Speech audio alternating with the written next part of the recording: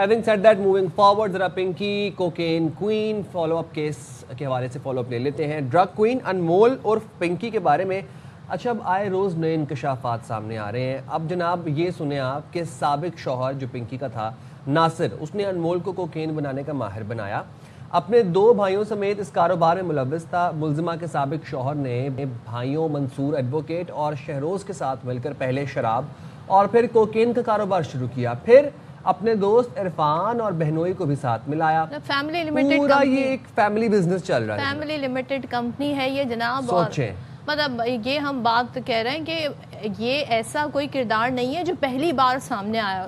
بھائی بھی یہ کام کر رہا ہے، سابقہ شوہر بھی یہ کام کر رہا تھا، بہنوئی بھی یہ ساتھ کام کر رہے ہیں، تو کہیں نہ کہیں سے تو کوئی نہ کوئی پکڑا جاتا اور پھر یہ سامنے ساری کہانی آتی. بہرحال اب پنکی سامنے آ گئی تو ناصر اور پنکی اپنی ٹیم سمیت کوکین کا کاروبار کراچی لے آئے اور پھر یہ جوڑا پورے پاکستان میں زہر سپلائی کرنے لگا. پنکی کے خلاف لاہور میں 5 مقدمے ہوئے ہیں اور یہ منظر عام پر بھی آ گئے ہیں. گجرپورہ پولیس نے 2018 میں منشیات فروش میں گرفتار کیا تھا.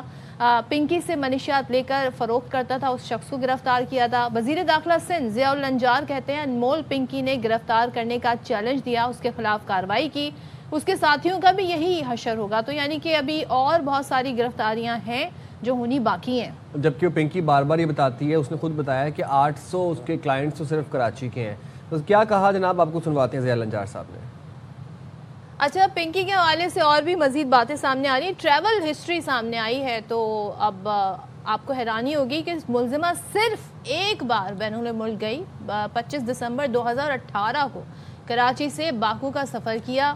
3 مہینے گزارنے کے یہ کب اپریل 2019 کو واپس بھائی وہ یہاں پر ہماری نسلوں کو سفر کیا، 2019 میں آ گئی. سوچیں کہ وہ یہاں پر ہماری نسلوں کو زہر پلانے میں اتنی مصروف تھی کہ اس نے بیرون ملک زندگی میں ٹریول ہی ایک دفعہ کیا، وہ بھی باکو.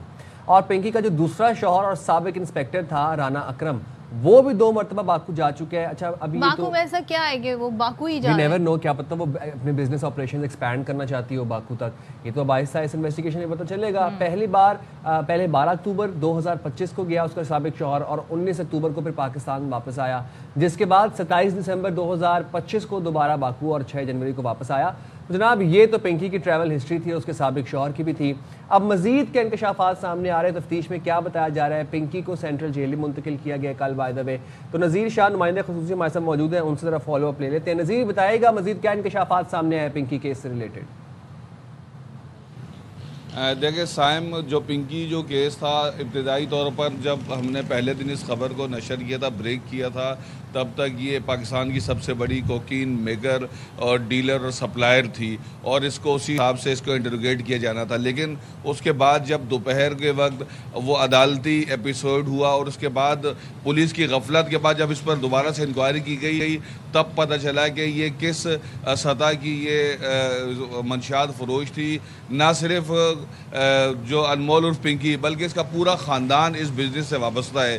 اور اس کیس کی سب سے خاص بات یہ ہے کہ 90% سے زیادہ اس کے اندر ایلیٹ کلاس متاثر ہوئی ہے.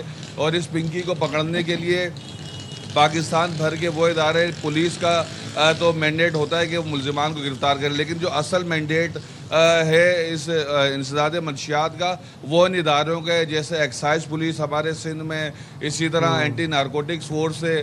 تو سب سے پہلے تو منشیات کے خلاف ان اداروں کو کام کرنا چاہیے، جو کرتے بھی نظر آتے ہیں. لیکن جتنا بڑا کیچ یہ کراچی پولیس کی جانب سے کیا گیا ہے، یہ ایک قابل تعریف ہے. لیکن اس کو منطقی انجام تک پہنچانے کے لیے آپ کو صرف پنکی یا ذیشان اور سہیل نہیں، بلکہ اب آپ کو اس سے آگے بھی بڑھنا ہوگا. گزشتہ روز مزید اس کا 4 روز کا ریمانڈ لیا گیا. جس طرح کی صورتحال عدالت میں پیش آتی تھی، ہم نے اسی جگہ پر کھڑے ہو کر جب گزشتہ روز صبح ہم نے کہا کہ ہمیں لگتا ہے کہ اب اس کا پیشی جیل میں کرانے کی صورتحال بنتی نظر آ رہی ہے، تو کچھ دیر بعد واقعی وہی ہوا اور آخرکار اس کو سینٹرل جیل میں جوڈیشل کمپلیکس میں پیش کیا گیا. جس کے بعد اب درخشاں اور گزری کے جو 9 مقدمات تھے، ان کے جو کیسز تھے جن میں اس کے اوپر اس نے ضمانت لی ہوئی تھی، تو اب ان کیسز میں بھی انہوں نے عدالت سے رجوع کر لیا، ریویو درخواست دائر کیے کہ ان کے کیسز میں بھی جیل کے اندر ہی سماعت کی جائے. ان کے کیسز میں بھی اب وہ ریمانڈ حاصل کرنا چاہیں گے. گزشتہ روز SIU اور بغدادی پولیس کی جانب سے جو کیس پیش کیا گیا، تو اس میں 4 روز کا ریمانڈ پولیس کو ملا ہے. اب اس کے اندر جو پراپر جو تفتیش کا دائرہ کار ہے وہ اب صرف کراچی نہیں بلکہ یہ یہاں سے لاہور اور اسلام آباد تک بھی ان کو بڑھانا ہوگا. اب ان کرداروں کو نہ صرف گرفتار کرنا ہوگا جو اس سپلائی چین میں ملوث تھے بلکہ ان پر بھی ہاتھ ڈالنا ہوگا جو اس کی پشت پناہی کرتے تھے. ملزمہ کے جو سابق شوہر ہیں دونوں بھائی ہیں, کیا ان کے حوالے سے بھی کوئی اپڈیٹ ہے کہ نہیں؟ نذیر یہ بھی جاننا چاہ رہے ہیں, مختصر بتا دیں. دیکھیں سب سے بڑی بات صدف یہ ہے کہ لاہور پولیس جو پنجاب پولیس ہے وہ اس پورے معاملے میں سب سے زیادہ ناکام نظر آتی ہے. آپ یہ سوچیں کہ سب سے بڑا لیبارٹری سسٹم اس نے وہاں پنجاب میں لاہور میں بنا رکھا تھا. تو رانا ناصر, رانا اکرم, آپ یہ دیکھیں کسی بھی کیس میں جو بھی پنکی کے خلاف ہوئے ہیں اس میں نہ اس کو مفرور قرار دیا گیا, نہ اشتہاری قرار دیا گیا, نہ اس کے خلاف کوئی کارروائی عمل میں آئی. تو آپ یہ سوچیں کہ کراچی کے اندر بھی تقریباً یہی صورتحال تھی, لیکن ایٹ لیسٹ کراچی میں اب یہ گرفتاری ہوئی ہے اور لاہور پولیس اس وقت اپنا کام کرے, کراچی پولیس اپنا کرے, اور اب یہ کمبائن اب ایفرٹ کرنے کے بعد ہی پنکی کا جو پورا نیٹ ورک ہے اس کو بسٹ کیا جا سکتا ہے. لیکن میں پھر یہ کہوں گا کہ جو منشیات بیچنے یا سپلائی کرنے والے ان کی اہمیت اپنی جگہ, لیکن ان سے زیادہ اہمیت ان کی ہے جو اس پورے کاروبار کو چلانے کے لیے پشت پناہی کرتے تھے, چاہے اس میں پولیس افسران شامل ہوں, چاہے کوئی بڑے سے بڑا نام شامل ہو, ان تک بھی اداروں کو پہنچنا چاہیے اور دیکھنا چاہیے کہ نسل کو تباہ کرنے کا تو ان کا بھی برابر پولیس اپنا کام کرے, سندھ پولیس اپنا کام کرے. یہ بین الصوبائی نہیں بین الاقوامی کارٹل چلا رہی تھی پنکی. بہت شکریہ نذیر شاہ, نمائندہ خصوصی ہمارے ساتھ موجود تھے.